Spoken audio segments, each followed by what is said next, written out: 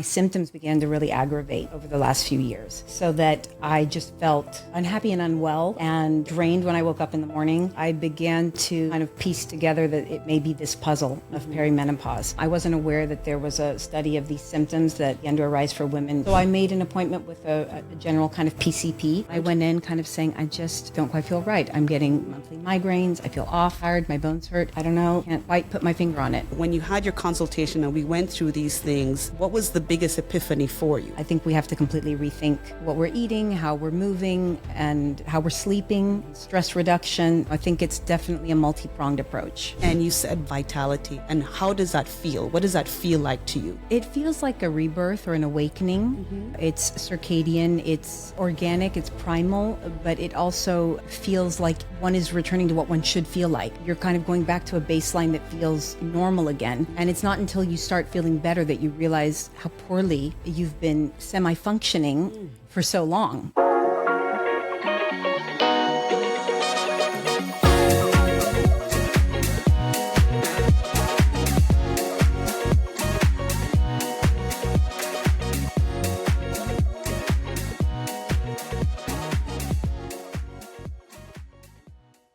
Let's welcome Mrs. Alcira Molina-Ali, a patient of mine. Super honored to be your compadre, physician, guide.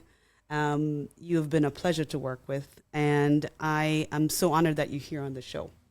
I think, we know we're doing this because this is the Menopod, and this is for women who refuse to pause, and you are such woman.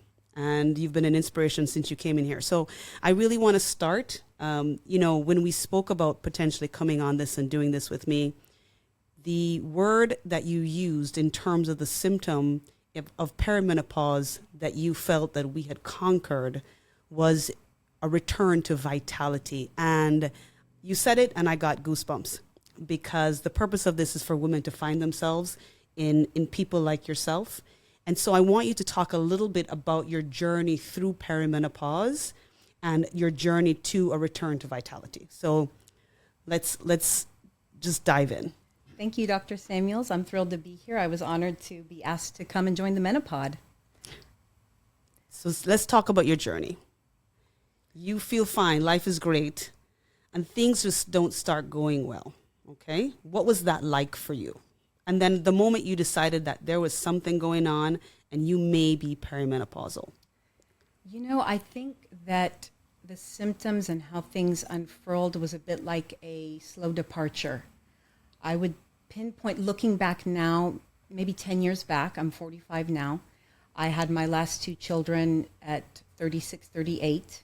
I already had one that was almost 10. So I would have been what is called a geriatric mother, which I think is a misnomer of epic proportions. I can't stand when they use that term.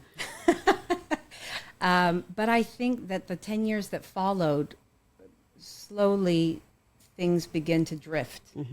And I think it wasn't until I began to come back to life that it really all materialized as having been slow losses of energy, sleep disturbances, low mood, afternoon crash.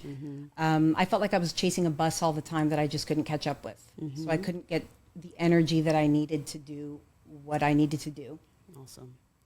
So when this process is happening, how much of it at the time do you think, and I'm a geriatric mom too, how much of that process do you think you were blaming on being, mom, young children, not too far from a pregnancy? How much of it do you think you blamed for that? I think I didn't even overthink it at the time. I think that it wasn't until maybe the last year or two, really. I think suddenly there's been a big buzz about perimenopause. I don't think I had even really heard of the term.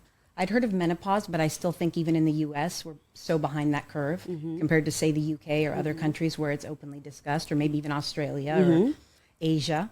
But the last few years, there's been so much on the, whether it's social media or podcasts, there's been a lot more conversation for women, a lot more books coming out. And I also think my symptoms began to really aggravate over the last few years, so that I just felt unhappy and unwell and drained when I woke up in the morning. And I began to kind of piece together that it may be this puzzle of perimenopause. And so I went down the rabbit hole and found you through Google. Happy accident. Yes. And I said, okay, let's give this a try. Love it. And, you know,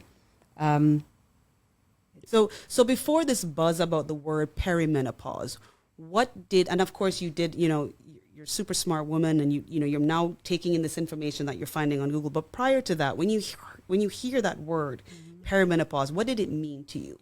absolutely nothing. I mean, apart from maybe trying to dissect the origin of the word and maybe knowing a little bit about the word menopause, I didn't, I wasn't aware that there was a study of these symptoms that began to arise for women perhaps 10 or even 15 years before the menopause even hits. I didn't know I was in that special club or category of perimenopausal women. It's certainly nothing that your gynecologist had ever talked to me about, no one who delivered my babies, and I see doctors infrequently, so primary care physicians certainly didn't give any advice. But you know, I actually, several years ago, 2-3 years ago, around December, around Christmas, started feeling just like something's off, something's not right. So I made an appointment with a general kind of PCP, and it was a female doctor. This will tell you a lot about medicine nowadays. And I went in kind of saying, I just don't quite feel right. I'm getting monthly migraines. I feel off. I'm tired. My bones hurt. I don't know. Can't quite put my finger on it. And she kind of poo-pooed and said, well, you know, that's just our age. That's just where we are. That's just, you know, maybe we'll do a few blood tests. And it actually was quite dismissive. Right. And I've heard, now that I've done more research, I hear that that's not unusual. That's the And norm. even OB-GYNs nowadays, I think, too, because they're busy, and if you're not there to deliver or have something removed or have a surgery, they'll kind of say, oh, your numbers look fine. Your hormones are fine. It fluctuates. You're okay. Go home. Are you feeling okay? Okay. We've removed the cyst. Okay. Right. So even females in that space, I think it's just they're not trained for this. Yes. They're not trained for the holistic approach. Yes. And I think, you know, to be fair to many docs, you know, you really have, there's so much information right now. It's kind of the departure of, you know, when we all had internal medicine docs, and then all of a sudden cardiology comes up, and there's that departure and that departure happens because so much information comes together that new specialty can be created. There's enough for that person to do, right? And there's enough information for them to go on to be able to treat. And I think that's the departure for menopausal medicine, right? I think we're going away from just OBGYN or urology or endocrinology into this realm of a transition that needs to be managed and needs to be fully understood. So for most docs, and unfortunately nowadays, you really have to take an interest because it's not passive information. You really actively have to go for it. So your experience is very similar. I hear this, you know, 3 or 4 times a day. It's just, I think it's painful is to hear how long you all are suffering until we can get in and get you guys on the right road. And so I'm, again, super honored that you came in, and it's been so much fun because we really have a good time and a good laugh every time you come to visit. But tell me a little bit about, you know, when you had your consultation and we went through these things, what was the biggest epiphany for you? I mean, I think when we went down the list of symptoms, basically I ticked every box. right. So whether it was dry skin, lower libido, perhaps certain vaginal discomfort or dryness, hot flashes, mood swings, low mood, low dips in energy. I mean, you name it. You had an exhaustive list that we went through, and you took quite a bit of time, which is also unusual for most physicians, to take the time to sit with the patient and really try and parse out what's going on. I found that I ticked pretty much every box. So, and I think that's one of the things too, is that this is so integrated in the entire body of the woman, the brain, nutrition. I think we have to completely rethink what we're eating, how we're moving, and how we're sleeping, stress reduction. You know, I think it's definitely a multi-pronged approach. Awesome. And that's what we try to do. But when you now, so we go through this process, we talk, we normalize it, okay? And so we started our interventions. how did it change? Because we go back to you using this word that, again, gives me goosebumps, vitality, right? And it's the first thing you said to me. I said, tell me that symptom that really was boom, right? And you said vitality. And how does that feel? What does that feel like to you? It feels like a rebirth or an awakening. You know, it's circadian, it's organic, it's primal, but it also feels like one is returning to what one should feel like. You're kind of going back to a baseline that feels normal again.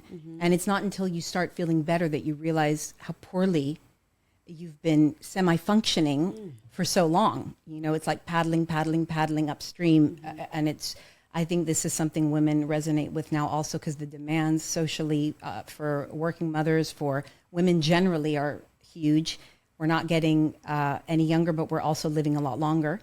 So we're not ready. And you're a business owner. I mean, we're juggling. We're juggling. I mean, unbelievable. And again, what were the biggest things? I think, what if you were to put two things down that were game changers for you? Energy, waking up and not feeling that fatigue where you'd like to kind of lie down and everything's kind of hurting, and these kind of myalgias and that sort of the osteopenia type feeling in the shoulders and the joints, and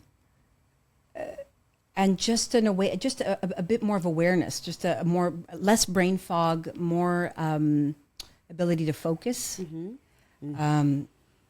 And again, the sleep cycle, the metabolism, eating and sleeping suddenly fell back into a more natural balance.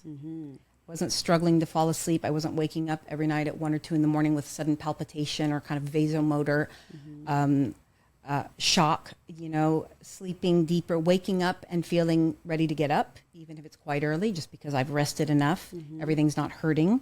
So it's complex, but feels good. This is coming from a business owner with 2 small children. And one big one. And one big one. Oh, yeah, that's your husband. 3. Yeah. Awesome. Yeah. So, and what has his response been? My husband's? Well, you know, he's a physician, so I'm kind of in a special category because, you know, I have a male physician for a husband, so that's interesting. And he was trained in perhaps the more traditional medicine. So, you know, at first he kind of poo-poos, like, oh, you're going to go mess around with your hormones. What do you do? Well, you know, he kind of blew me off a little bit.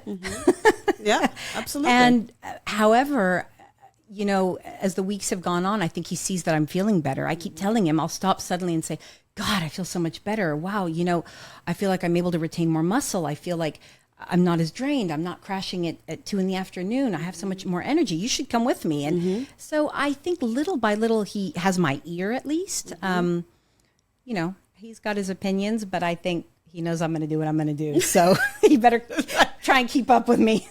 Or get out of the way. Exactly. But I think your experience, even though he's your husband, is the same with a lot of physicians. I think it's one of those things. It's like a brand new seedling, you know, infantile specialty, and this is 50% of the population that will go through it, right? And I think that more than anything else, we need to support women in general. Because it's a transition, right? It is a transition into the second chapter, and it allows us to do second chapter planning, and we're not stopping, right? Yeah, and I think you feel so great and revitalized that second chapter probably looks a lot different than you thought it would, because suddenly you're ready to bite everyone's head off and take over the world. That's right. So I'm glad I'm here to witness that. Like, I'm here to witness that.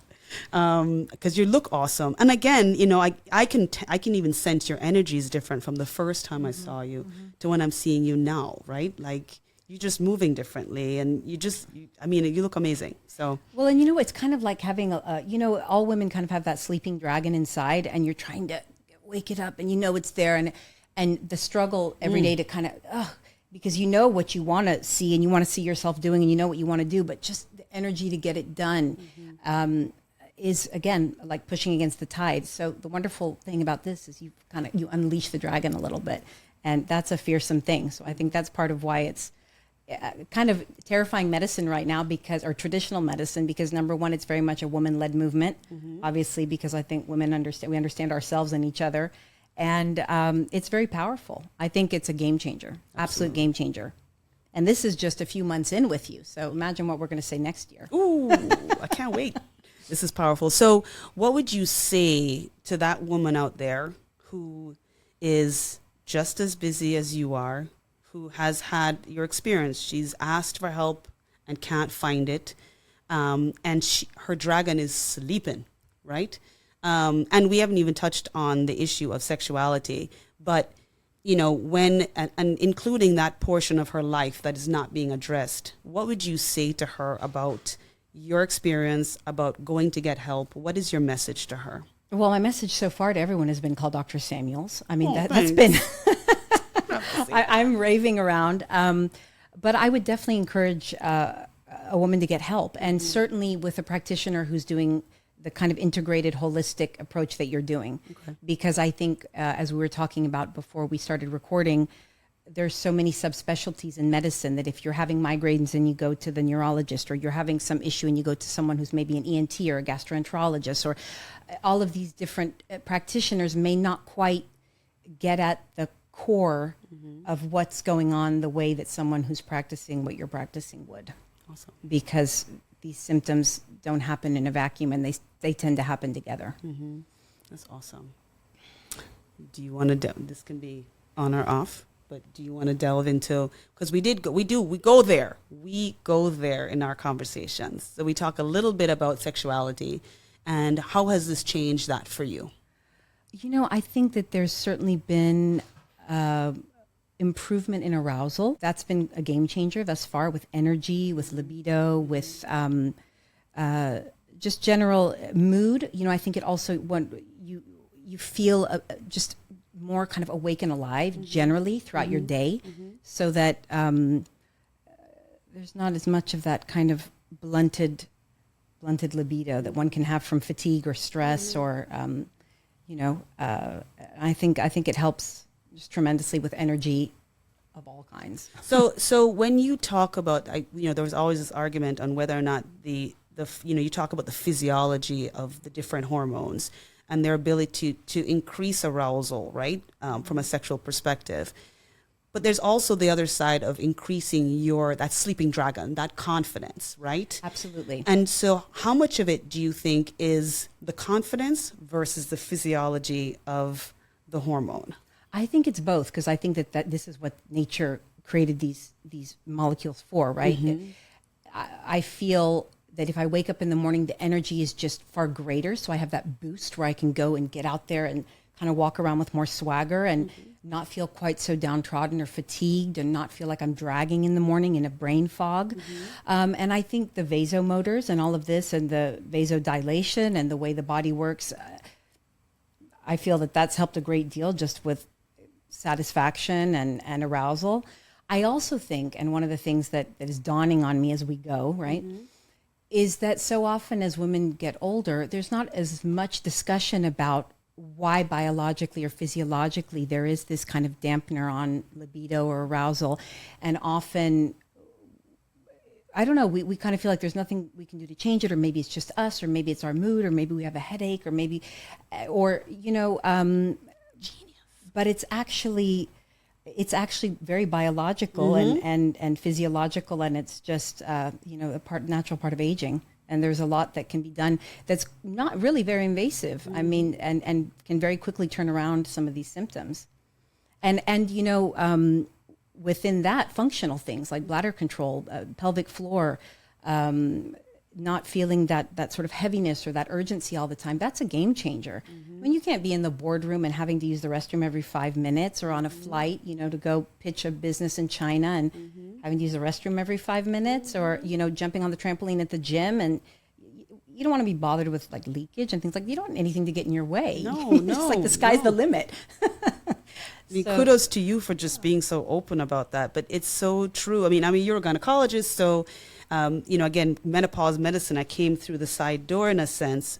But one of the epiphanies before we got into this was that all of these things that we treat from an interventional perspective, the urinary issues, the prolapse, the pelvic floor disorders, they all get exacerbated after menopause. So, kudos to you. Like, we've just been kicking ass, just trying to get things together. But Well, yeah, you've been so prevention, open. prevention, and I've been amazed with the results. Again, Awesome. it's been just a few short months, and it's been a game changer, an absolute game changer. I mean, all of it, because all of it really it dovetails. I mean, your sleep quality, your vitality, your sexual life and health. I mean, it all goes together. Alcira, you have changed people's lives today. I thank you so much for being here. It's just been an honor. I can't say it enough. And I'm looking forward to the rest of our journey. Wonderful. It's a pleasure. I hope come one, come all, ladies, because Dr. Samuels is a game changer. So humbled. Thank you.